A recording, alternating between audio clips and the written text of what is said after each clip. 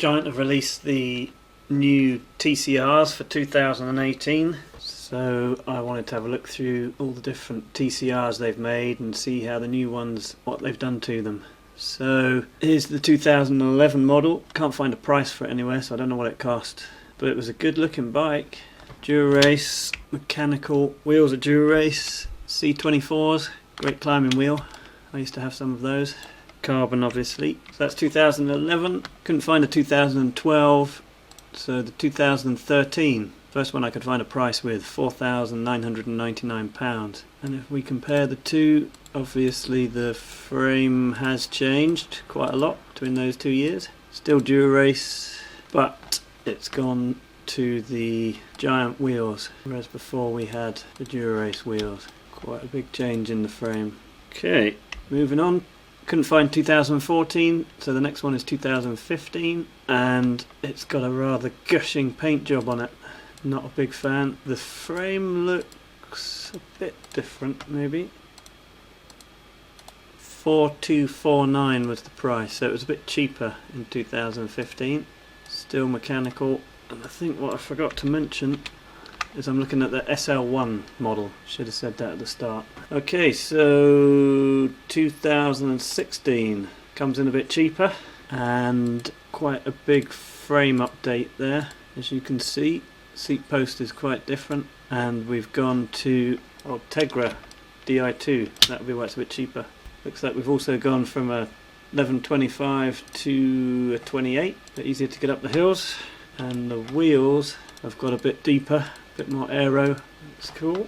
Stem looks the same, hoods are a bit different. Okay, so now moving on to the 217 model. Well, we've gone up 500 quid. Frame looks very similar. Gearing looks exactly the same, pretty much. Wheels look very similar. Different braking track, but look on the wheels there. Looks a bit smoother on the 17. Good looking bike, the 17. I thought about buying that one because I like that one. Never did because I never found enough money.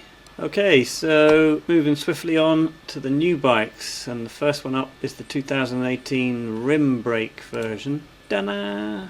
Tiny bit more expensive, 100 quid. And what's changed? The frame is a very similar shape, but I can only get these images lined up so well, so I couldn't tell you whether that is a remoulded frame or a different size, but it looks a bit longer, doesn't it?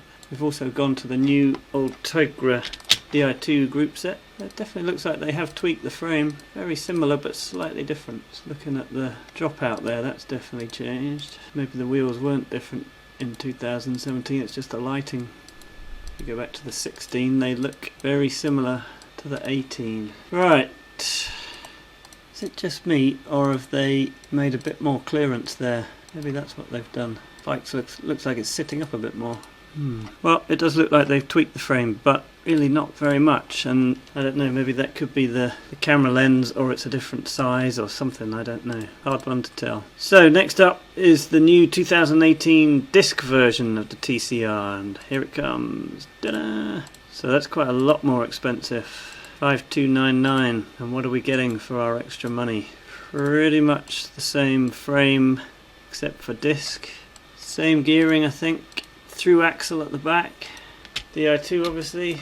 Same chain rings and a through axle at the front. So in theory that should be a stiffer ride, but possibly a bit heavier than the rim brake version. That's all the same. Obviously the cabling is neater on the disc brake version. Which one would I buy?